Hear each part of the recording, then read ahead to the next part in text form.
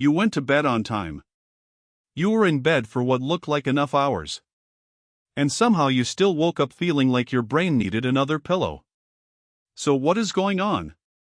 Today we are breaking down the real reason sleep goes wrong, why being in bed is not always the same as sleeping well, and the practical habits that can help you fall asleep faster and wake up with more energy. First, let us clear up one of the biggest misunderstandings about sleep. Sleep is not just a number. A lot of people focus only on hours. Hours matter, but quality matters too. If your sleep is broken up, delayed, shallow, irregular, or pushed around by stress and late-night habits, 8 hours in bed may not feel like 8 hours of recovery. Your body runs on a built-in timing system called the circadian rhythm. Think of it as your internal clock. It helps regulate when you feel alert, when you feel sleepy, and how your body coordinates hormones, temperature, and energy across the day. That clock likes consistency.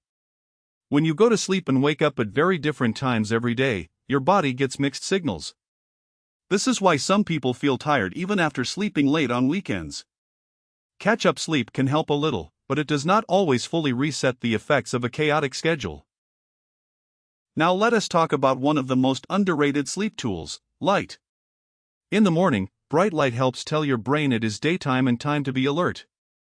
At night, bright light, especially from screens used close to your face, can send the opposite signal you want before bed.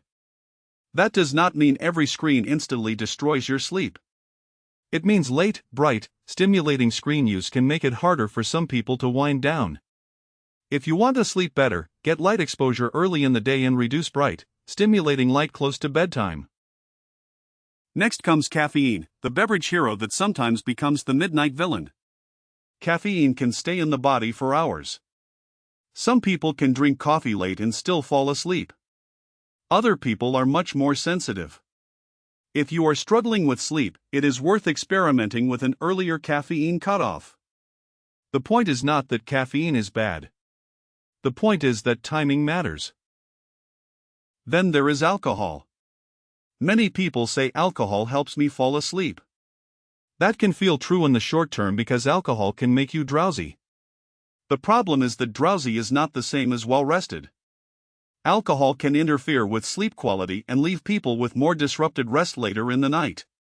So if someone falls asleep quickly after drinking but wakes up frequently, feels unrest, or snores more, alcohol may be part of the picture. Now let us look at stress. If your body feels like it is still in work mode, argument mode, panic mode, or scrolling mode, sleep can become a battle. People often try to solve that by forcing sleep. They lie in bed and think, I have to sleep right now. I must sleep. Why am I not asleep? That pressure can make the problem worse. The goal before sleep is not to force unconsciousness. The goal is to create conditions where sleep is more likely. This is why a wind-down routine matters. It does not have to be fancy. In fact, the simpler it is, the more likely you are to repeat it. A good wind-down routine tells your brain that the day is closing. That might mean lowering lights, putting away work, stopping intense exercise too close to bed, taking a warm shower, reading something calming, stretching lightly, or doing a short breathing exercise. The routine does not need to look perfect on social media. It needs to be realistic enough that you will actually do it. Let us talk about the room itself.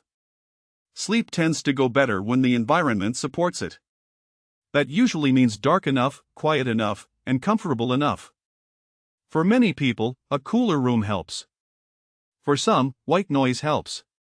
For others, blackout curtains help. You do not need a luxury bedroom. You need fewer things pulling your brain back into alert mode. Another common trap is spending too much awake time in bed. Beds work best when they are strongly associated with sleep and rest.